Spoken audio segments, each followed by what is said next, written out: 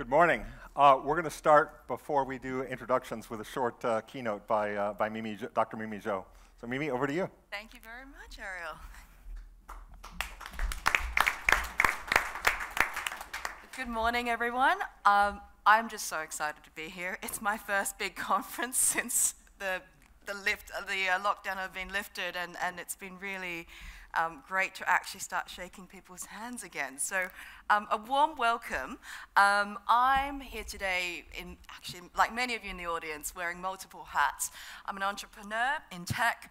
I'm also a law professor, and I'm also advisor to governments and businesses on digital policy, tech law, and my other area is Chinese business law.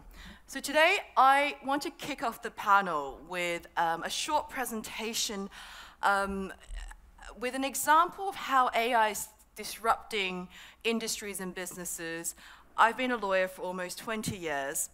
I recently went into deep tech, mainly through a legal tech lab that I set up at Oxford a few years ago, and then we spun out to form a company last year with my colleagues in computer science at Oxford to develop a tool to help businesses detect a range of compliance and regulatory risks. So I wanted to focus my talk today on how AI is transforming the way that companies are tackling a range of risks, something that obviously Centura Global is also has leading expertise, but really using technology, particularly AI, to detect those risks and prevent disputes with stakeholders, whether they're consumers, employees, the general public, investors, suppliers, across different types of the risk landscape. So I want to start with looking at some of these risks, and then looking at giving you two case studies, which our lab at Oxford and then now the company have been working on, which is on product management, product liability risks and also ESG risks. Finally, I just want to conclude with some of the challenges and opportunities for AI innovation, an area that I've been advising the UK government on. So I think we can be quite optimistic about the growth of AI in, across all industries. Basically, in 2021, the increased use in AI across all different types of industries created nearly $3 trillion of business value and about 6.2 billion hours of worker productivity. So this is a very positive development.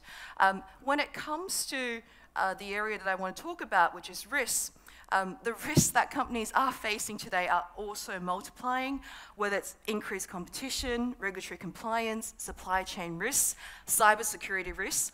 These are just some of the examples of the challenges that companies of all sizes are confronted with. So we know that unforeseen risks can significantly disrupt business operations. It can damage a company's reputation, destroy shareholder value, and also trigger ripple effects across all stakeholders related to that company's operation. But I think the risks also presents an opportunity in the sense that how businesses prepare and respond to risks is indicative of how well they can ultimately emerge more robust as resilient organizations. And from my view, basically the effective use of AI can very much help businesses achieve that resilience, which has become ever more important in today's uncertain business environment. So the global AI market, just again, more statistics, it's basically projected to grow to about $1.4 trillion by 2021. And the pandemic has accelerated this growth. Actually, in 2020, the growth rate was 150%. So here are a few ways that AI can be deployed for businesses, leveraging data and automation to enhance existing approaches to risk management and mitigation. So one way is to optimize the existing workflows by identifying blind spots, increasing the scope of risks that can be detected and identified. It can also be used to maximize cost effectiveness. Companies can increase automation up to 60% right now and reduce the cost of compliance of up to 40% at this rate. And finally, what I'd like to talk a little bit about is actually how companies can prevent and mitigate disputes, be litigation, with a range of stakeholders. And that's where our company is trying to help companies develop the resilience they need, leveraging the power of advanced machine learning tools developed by Oxford computer scientists. So two quick examples. One is in product liability risk management. There's been a growing trend of product liability claims across different jurisdictions, particularly in the US. Just a quick statistic, an average US company spends about nearly $700,000 a year on product liability legal costs. That excludes the cost of any judgment or settlement amounts. And product liability claims really harm consumer trust. Company spends a lot of money and time, senior management's time, to seek legal advice, instigate product recalls, and basically comply with regulatory obligations, draining a lot of valuable resources. So what we came up with was actually a pilot with a pharmaceutical company looking at one of their medication. We helped them identify from 10,000 different data sources the risk of product liability class action in the US for one of their products. And our tool was able to, our machine learning tool was able to automatically detect 4 types of high risk related to faulty products, health and safety, misbranding. So this is an area with basically where AI can really help companies reduce potentially a huge lawsuit in this very important area of risk management. Another important area, which I think would be interesting to this audience, is ESG management. So basically now there's a lot of obligations about ESG disclosures, particularly in the US, and ESG has become a very, very much part of the fabric of corporate life. And so in this landscape, companies need to reappraise their risk management strategy. So AI can be a powerful tool to help companies set those standards and also manage ESG risks. One example we have is preventing the risk of greenwashing litigation, which is becoming a really big thing in the US. There's been already quite a few high-profile cases, and it can be just unintentional claims about how green a product is, but actually, if you delve deeper into a range of different data sources, it could actually be a fraudulent misrepresentation of the product. And especially in this environment of ESG risk, this is actually a really problematic area for a lot of companies. So our tool is able to help companies automatically analyze a wide range of data points, we're talking about tens of thousands, hundreds of thousands, and actually pick up anomalies and discrepancies in the way that they've presented their ESG data and also the actual real life, the on the ground, the reality of actually what they've promised that their products would do. So this is another exciting area that I can see companies embrace in terms of using AI tools to prevent and mitigate the risk of ESG disputes. And finally, I just want to talk about how exciting we are, exciting for businesses to be on the edge of this very significant digital transformation that's happening in all sectors, including very conservative sectors like legal.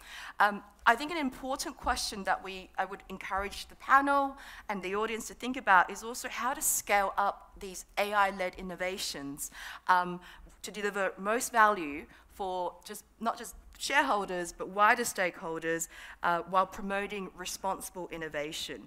Now, I've listed a few common concerns in regards to AI in terms of data security, privacy, transparency, accountability, and I think this is, there's going to be a number of drivers that include industry best practices, legislation, corporate social responsibility that can shape a responsible AI innovation landscape for all businesses.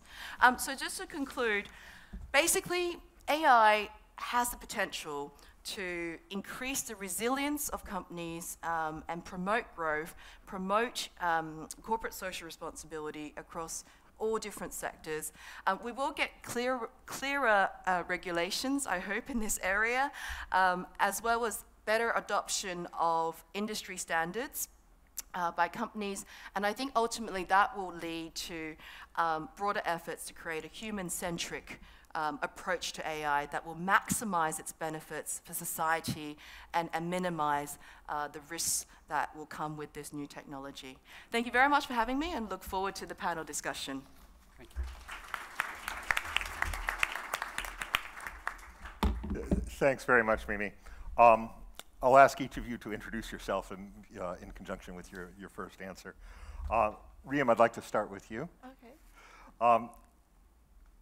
The last conference I did before lockdown was in Kenya in 2019. I was actually a judge at a pitch competition. And one of the things that I noticed, this was in Nairobi, that the quality of the innovations actually sort of blew away anything that I was seeing in the UK or indeed the US at that time. And none of the people that were pitching were over 30. So how do we, if a lot of the best innovations are coming from people who are really just entering the work world, how do we identify those best and brightest young innovators? And how do we connect them with the level of business and technology expertise they're going to need to succeed with their innovations? Okay, so I will start the answer by introducing myself, I guess. So hi everyone, I'm Riam, and I'm the founder and CEO of ConceptionX, which is a venture platform that helps PhD students build deep tech company based on their PhD thesis. All of this whilst they're still in the university. So we don't make them interrupt their studies. We overlay on top of the university infrastructure, and we work with the PhD student over initially 9 months, then maybe longer, to build deep tech products. So historically, they've built things like quantum machine learning, algorithms to discover drugs, robots that can do haptics and things that robots have never done before, clean energy innovations, and all sorts of things, because at the core of them is a tech for good angle, because they're based on a PhD thesis. By background, I did a PhD myself in neuroscience around 10 years ago, and I've just found out that Mimi and I were in the same college at Oxford. Yeah. So, this is what happens at these conferences. And then I became a founder, so I think I also had the PhD experience. And I think, speaking about young people and what they want to do, I think obviously the world is changing, we don't need to say that. But at University College London, where I used to teach entrepreneurship before doing ConceptionX, they used to say that in the 70s, it was cool to be a rock star, and now it's cool to be an entrepreneur, because everybody's like looking at Elon Musk, whatever you think about him, and other people in the news. So you have these young people who are seeing the climate changing, the world changing, and they know that traditionally, the generation before, for these PhDs at least, you either went into academia to become a professor, or you went and did a job just like your parents did, and that was that. But I think for people who want to have a bit more career autonomy and have more of like the inventor mindset, venture is a great way of starting to solve these problems and kind of go outside the main path of how, you know, climate is tackled, how new drugs are discovered and everything. And I think we need more of those people. So to kind of, on my final point, people sometimes are surprised about PhDs becoming founders and entrepreneurs, and actually we call them venture scientists. But the reality is that the structure of a PhD and the mindset is not that different from a scientific founder. These are very smart and capable people coming for 3 years with an open-ended quest to solve a problem. This is much more similar to building a company than if you have a job with a boss who's telling you what to do and who's planning your way forward. So we experiment with them, we help them solve real-world problems, and I think we started in UCL, then we spread to 30 universities across the UK. Now we're looking at Europe, and I think the next step will be Africa to look at those things. So I'm sure we can circle back to a few things, but I have a lot of faith in people starting to do these things before they become too set in their ways, one way or another. So. Great. Does anyone else want to add something to that? I come from the Global South. I made my PhD, but in economics, and I am here as well. Why? Because finally, when you do a PhD, I think that you want to solve a problem, and this problem could be by knowledge area or in an industry area. So in my case, was in the innovation system, so that makes both. So I think that from the Global South, when you saw this kind of thing in Africa, it's because maybe the people in Africa and in Latin America as well, and South Asia, they are native in their digital sector. So they are global. Their mind is global. It's not just by country or by area. So I think that nowadays you can find, for example, companies being growing up in the Global South in Chile, for example, in the case of Startup Chile, they have been building 3 unicorns in just 2 years. So going to global so quickly, it's because they are open-minded, they are more able to integrate different kind of things, and they can connect easily. Thanks. Russ, this one's for you. Sure. When, so I do business models based on emerging technologies for a living. So a lot of times I'm presenting to C-level executives about AI, blockchain, now quantum, something else we're working on. And one of the most common responses I get, well, is that's kind of next level stuff. We need to fix our basics first. So what do you think about these emerging technologies? How necessary is it for somebody, even maybe who doesn't have the basics right, how necessary is it for enterprises to embrace these technologies, even if they don't have the basics down? And do you see any kind of divide coming between those who do and don't? I definitely do, but just to introduce myself, my name is Russ Shaw. I'm the founder of Tech London Advocates and Global Tech Advocates. These are communities of tech leaders, entrepreneurs, investors, corporates, universities, anybody who wants to be part of a group supporting their local and regional tech ecosystem is welcome to be part of the group. I know we've got some advocates in the room. Many of you are also welcome to join. We do 2 things. One, we promote and support the startups and scale-ups in our ecosystems. But 2, we also act as an independent grassroots voice of the tech sector. You know, what's happening at street level when speaking to government, to media, key stakeholders, and the population at large who's trying to grapple with what's going on in the technology sector. I set up the London group back in 2013. We've taken the model from London and we've now replicated it in 26 hubs around the world. Tomorrow we launch in the UAE. Later this year we're launching our first 2 groups in Africa, one in Ghana and one in Nigeria. And talk about entrepreneurship. Wow, meeting many of the African entrepreneurs I met is just incredible. So that's what I do. To come back to your question and to maybe address the point that you made at the end, yes, I think there is a digital divide. We talk about it often from an individual point of view, those who are connected and those who are not connected. But I've seen with many businesses a growing digital divide.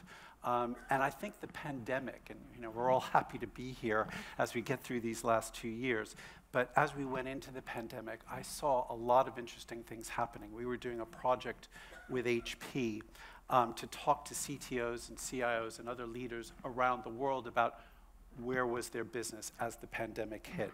You know, people suddenly were in the office one day, and then the next day they were working at home. And those businesses that had embraced the cloud, that were looking at AI platforms or whatever, that were moving in that direction, I think had an easier time going on that journey than those larger organizations that were still on legacy platforms. We talked to one very large healthcare provider in the US that struggled for weeks to figure out how do they get people into the home environment because their legacy infrastructure was preventing them from getting everybody to work at home.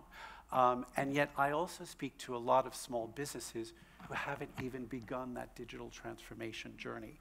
I'm part of a charity called Digital Boost, and we act as volunteers to help small and medium-sized businesses get free advice, free mentoring on how do you begin that journey. And many of them are receptive, but then they get back into their small business and they say, I don't have time to implement any of this. So that digital divide is going to keep growing and expanding. We need to help businesses on that journey. But at the same time, to your earlier question, AI, quantum, robotics, many more businesses, they need to be exposed to that. I thought Mimi did a great job laying out the case studies that are relevant, not to just larger organizations, but smaller organizations. Even if you just dabble in some of these areas, it's really important to understand the technology that's coming, because if you don't, the threat of disruption will increase over time. I want a follow-up question, open up to the whole panel. So if you're saying that to be on the right side of that divide, you need to embrace some of these emerging technologies, even if you don't necessarily have the rest of your house in order. It might be worth an analog, again, looking back to Kenya or to Indonesia and their digital adoption. There are actually 1.6 SIMs per person in Indonesia, fourth largest, most populous country in the world. What concrete advice can any of the panel give to companies who want to leapfrog? Say, okay, so maybe I don't have an ERP system. How can I go straight into machine learning? How can I go straight into robotics? Any concrete advice you can give? Okay, well, I just wanted to reiterate Russ's message is really like these technologies are tools after all, right? So I'm not saying that, you know, you've got to adopt an AI or quantum to everything, even if you don't have a problem that needs to be solved. But I think all of us are in the community where we see the power of leveraging these new technologies to solve problems that existing processes and systems have not been able to solve for big or small companies. So I think it is about building resilience and using these tools and understand. I mean, I think often, you know, people do associate with AI, you know, when I do speak at these conferences with like killer robots or, you know, sort of like AI displacing human beings, lawyers and doctors even. But it's not quite like that. The human's always in the loop. And I think, you know, back to your question, Areiel, I think the possibility for entrepreneurs in developing countries perhaps to leapfrog, the potential is huge. I work a lot in emerging economies, and you know, when I used to visit China, like this guy, 5-6 times a year, and I see how small to large businesses have adopted these new technologies very quickly. Sure, you can say the legal regulatory landscape in these countries are not so developed, so maybe they don't have GDPR that constrains how businesses can use AI to innovate. But at the same time, you know, these are also very ambitious countries, and they have the right policies. Like tomorrow I'll be talking with Lord Clement Jones on actually the role of government regulation and policy. I think that's where, if there is support for, say, SMEs to adopt these tools, maybe subsidies, promoting human capital development, allowing these smaller companies to access what would be otherwise very expensive talent in machine learning. I think these are some of the areas where you do need government support, particularly for companies that don't have time to really get a hold of these tools. If I can just maybe build on that and add one more point. many of these small businesses, many of these entrepreneurs, when they're starting with a clean sheet of paper, don't have to deal with the history, the baggage, the previous infrastructure. An example I'll use, we have a thriving robotics group in our community, and 6 months ago, 7 months ago, they did a great event focused on agritech, and these were people, you know, on the farm who had an issue or challenge, and were just trying to think about a way in which they could overcome that. And through discussions, sometimes through engagement with government, but through their local community, they were able to say, look, if I just applied some technology, robotics in this instance, to help solve this problem, let me see if this idea can move forward. And then suddenly they're deploying it, they're showing and they're demonstrating that they're having great success. The investors start to come in, and then you have this spiraling. But it really comes down to the entrepreneur who's doing the problem solving and then asking the question, is there a way to apply technology to my problem that can help me to be more successful? Exactly, exactly. Thanks. Lorena, this one's for you. Back in 2015, I had the honor to speak at the G20 about how AI and blockchain were changing the face of financial inclusion. Even then, the empirical evidence that we were starting to get in was astounding. When using machine learning to qualify people for credit in Kenya, the level of SME job growth was sufficient to double the GDP per capita of the country within 5 years. But that's old news. That was 7 years ago. Looking beyond just financial inclusion to all of the sustainable development goals, what do you see as the trends now in terms of emerging technology? Where have we moved since then, and what, particularly in the ESG space, can we be looking for the newest trends of how emerging technologies are going to address these global issues? Well, I think that I can answer with just one word, is integration. Okay. Finally, why? Because nowadays the sustainability is the main issue that we have to face at global level, and every country is doing their own work regarding to these kind of things. And but if you think about how to face the financial inclusion, doesn't mean that you have to work regarding to the economical and social and environmental aspect about these kind of things. So, and you have to try to equilibrate all of that. So when you talk about the impact of about ESG or artificial intelligence and the whole range of more technologies and how to make these technologies more accessible to the rest of the world, not just the big companies or the big corporations. So doesn't mean that you have to be able to integrate the different parts. Even, for example, the artificial intelligence is not able to work by alone. So they need another kind of technologies, and you need to be able to build a package. So integrate all these kind of technologies, and working as well, for example, with the blockchains. Blockchain in the financial inclusion has been a key regarding to how to open the market to the people who are not being able to go to the traditional banking system, building some kind of, trying to help them to go, to have this kind of access. So, but with now the integration is about among technologies, or it's not possible to do anything, I think so.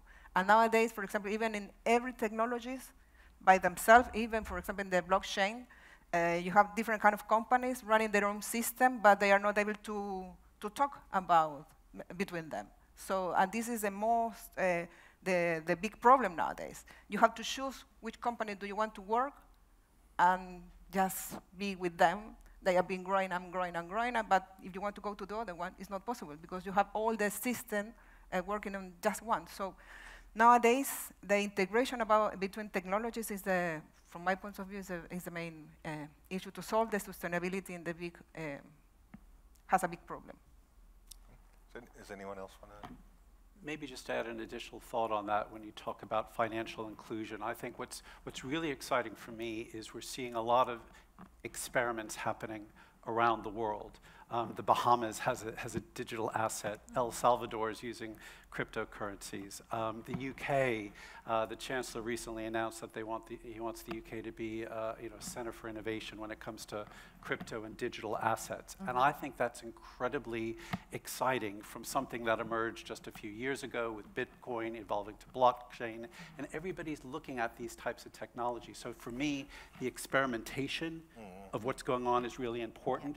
But the other side of it, and maybe this will be brought up tomorrow, is the regulatory environment. How do we get our rules and regulations to move in sync with these emerging technologies? Because sometimes I think the technology is moving faster than society is ready and equipped for. So how do we, and I do think, people ask me all the time, look, are crypto assets here to stay, or digital assets here to stay? And I say, hell yes.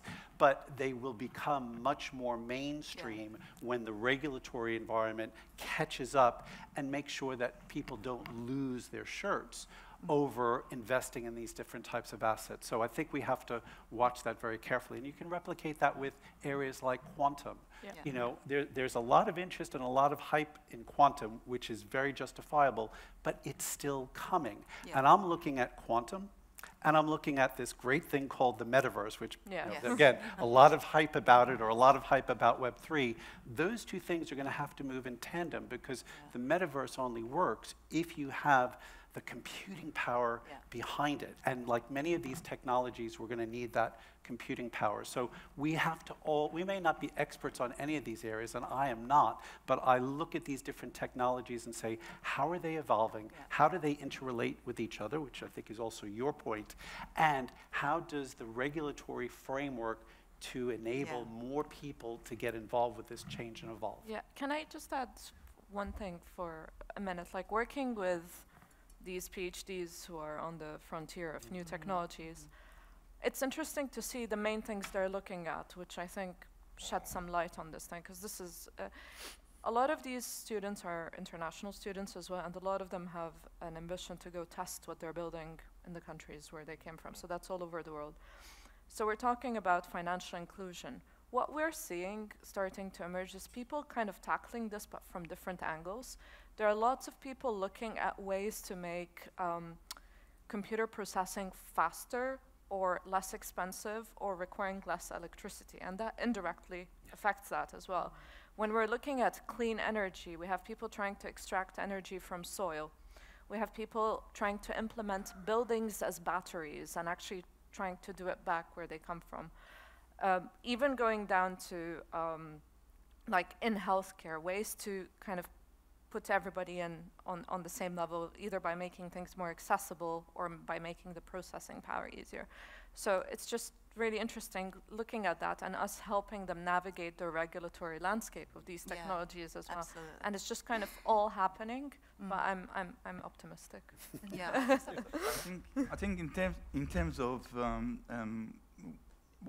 everything that I've heard so far, it's there are very much parallels in terms of discussions here. Innovation is something that we all hear of, we all want. But in terms of implementation of innovation within an institution, and this is what this conference is about, global expansion, the mindset of culture of people within the institution needs to be changed somewhat. I think this is one of the challenges that not so much for the young, because young are driven with no fear of future. They embrace new culture, they embrace breaking barriers and so on.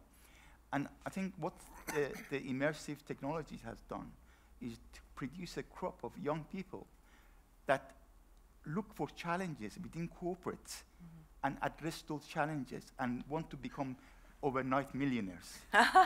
Billionaires, maybe. I think this is the difference. Whilst before, what we had, the corporate going around trying to find solutions to their problems, it's the reverse now. The young people these days are looking for those challenges and trying to fix them with the AI machine and so on and so forth, immersive technology. I think this is, innovation is something that it's important to bring innovation, but it's also important to recalibrate the skill level of your people within your organization. and see where, by introducing innovation, by introducing technology, you're not going to disrupt. You know, we all talk about disruptive technology. You're not disrupt a culture that is not prepared. It has to be prepared. You have to prepare them for the next level transformation. And you know, we talk about data transformation. As a former finance director, I used to do KPIs for the organization, and based on that, the board would make decisions for future. But you know, I think what those decisions are now changed to is this whole idea of it has to be green, it has to be driven by ESG, it has to be it has to list the carbon footprint and so on and so forth. I think, and if we don't do that, we are not going to get investment. The investors are not going to put money in our thing because their reputation at risk. Putting money into a company that is not driven by green, by ESG and so on. So I think there is a whole raft of things that have immersive technology and innovation has brought to our way of life. Of course, cybersecurity is a main issue in terms of you know, wanting to mitigate. We talk about mitigating risk and so on. Cybersecurity has become a huge problem, not just at company level, but at state level. States that want to suppress other states are introducing issues with cybersecurity. This whole thing about US-China trade war is not about trade. We all know that. It's about technology. Who is going to be number one in the world running the technology? Because they know that this is something that you know, can control economies. Can I just really want to, I agree with everything you said, but I just also want to defend all of us who are middle-aged in this audience, that it's not just young people who are driving the innovation in this sector. I think that, you know, as I've entered middle age, it's really about the mindset, and I teach actually on the blockchain strategy program. It's an executive education program at the Sayed Business School at the University of Oxford. And actually the average age of people doing that program are people in their 40s and 50s. So, and it is a much more basic program in terms of introducing the more basics of the technology. I teach the regulatory legal aspects, but I think it's an essential, it's just absolutely essential that companies do provide the time support for their employees of all ages to actually, you know, learn new knowledge and pick up these new skills, including those in senior executive roles who may talk about AI but actually don't know much about it. So I think that can make all of us, regardless of your age, an innovator. Well, I can speak from personal experience on that. You know, as an old white man myself, I can say with no doubt that immersing myself in new technology is a far better midlife crisis cure than buying a sports car. But that, Syrus, that's actually a good segue into the question I wanted to ask you anyway. You know, this is a global expansion conference, and we're talking about global trends. Now, when I was growing up, when I was entering the workforce, there were a set of perceptions, you know, more or less true, not sure, that the countries in East Asia, China, Japan, South Korea, were leading the forefront in innovation in discrete process manufacturing. Silicon Valley, where I grew up, leading the process in terms of technology and software. The UK leading innovation in financial services and innovative financial products. Are there still these regional differences in preference in skill sets, or is that being erased?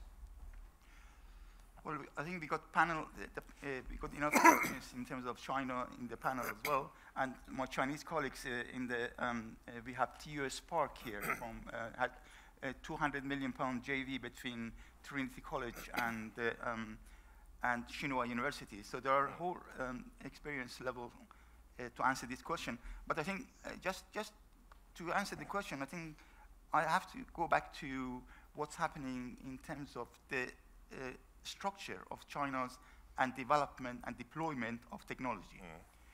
It is different from what we have here. the state has got a lot to say about what's happening in terms of which direction it will take, which direction innovation would take.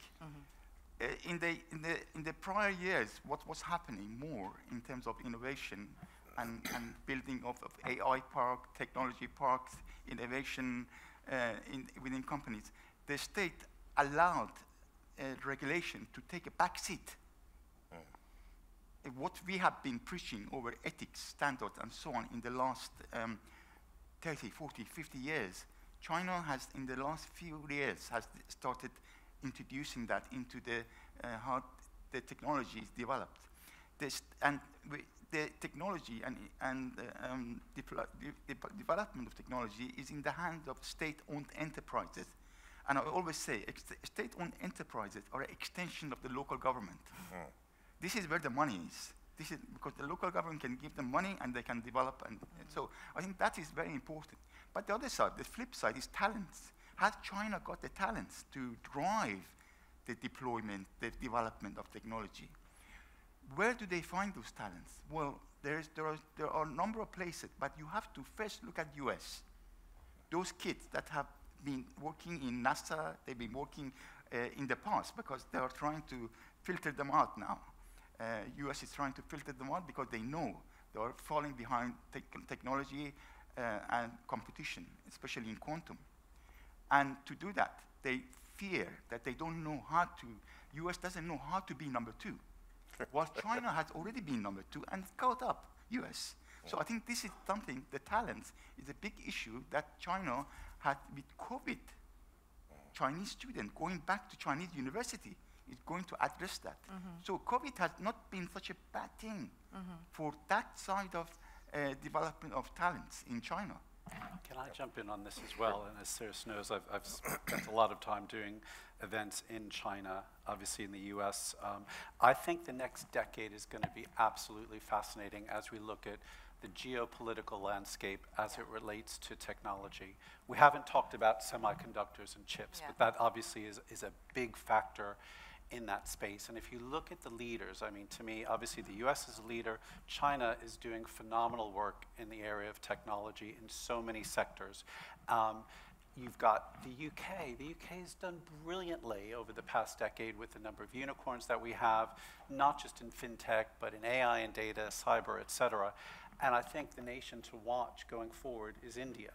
I think there's a lot of ingredients in place in India for India to be a world-leading tech ecosystem. The question for me is, it feels like the world is bifurcating or trifurcating. You know, for those of you who've been to China, you know there's a very different ecosystem. The platforms that we use in the West do not work in China, and vice versa. So you have to adapt to that. The US is clearly going in another direction. You've got the European Union coming in on areas like data privacy that's going to drive regulation. Just ask the big tech giants from the West Coast what that means for them. You've got things happening in India, which I think a lot of entrepreneurship is coming to the forefront. How these different country, regional ecosystems interplay with each other is going to drive a lot of the technology landscape, and how much will the technology landscape drive the geopolitics that we're going to see in the future. This next decade is going to be fascinating. So we literally have 2 minutes left, so I'd like 20 minutes, last messages from each, and we'll 20 start seconds. with 20 seconds. Yeah, well, actually, This this is the main problem that the Innovation Council is trying to help the companies. Yeah. Because we know that we have two main problems. Economical problems, you know, and the other one is how the policies are working to try to push the new technologies and the innovation. So, and working just isolated is not working at all. So we need to try to collaborate, and for collaborate, we need trust and rules. Russ? Data is also important. You shouldn't discount the importance of data. Yes. This is data to a machine is like oxygen to the brain for us humans. So it's and they say data is gold. Now, to build the next level global machine, common content machine, you need to go into cross-border data, and people are protecting. Countries are protecting their own data. Data borders are not being lifted. However, what quantum technology may do is to not ignore all the encryption on data. So I think what we're looking for in future is a danger that data can be crossed over and we can reveal the information behind data. So I think there is the issue there in terms of, we all talk about data-led transformation of businesses and opportunities along that. But I think there's also, we must write laws and ethics standards in development of technology. Good segue for Mimi. Yeah. Oh, there's only 15 seconds left. I'm gonna run a minute over. Oh, okay. Executive decision. No, absolutely agree with Syrus, and that's what we've been doing with the tool that we're developing, Deriskly, is leveraging big data and our machine learning technologies to help companies identify a range of different risks that they wouldn't have imagined that existed in different areas. So I think this has been a very interesting panel. I would like to say thank you to the fellow panelists. Yeah, ultimately at the end of the day, I think the use of AI and new technologies, blockchain, quantum, are about building organizational resilience. If we have another global health crisis or whatever can happen, war, we live in fascinating times, but also dangerous times where there's so many risks. And you know, using these technologies can help us to do our best to prevent and mitigate these risks. Riam? I think deep technology innovations are crucial to unlock some of the problems that are facing us. And the thing I would like to finish with is to say that the role of universities and education should adapt to this changing cycle, and universities have to pick up the pace and become factories of innovation because they just have to. Russ, you get the last word. Okay, thank you. I think all of us in this room are business leaders, and we all have a responsibility to help people feel more comfortable with these new emerging technologies. As you've heard, they can do and will do phenomenal things, but there's also a very dark side to these technologies. Whether you hear about the stories from cyber or experiences I'm now hearing of going on in the metaverse absolutely shock me. So our challenge, our collective challenge, is make people feel more comfortable, explain the basics of these technologies, acknowledge that these technologies have a dark side to them, but collectively we have a responsibility to put the rules, to put the regulations, and to make sure people can say, hey, this is our future, let's embrace it, let's not be fearful of it. Thanks very much. Thank you.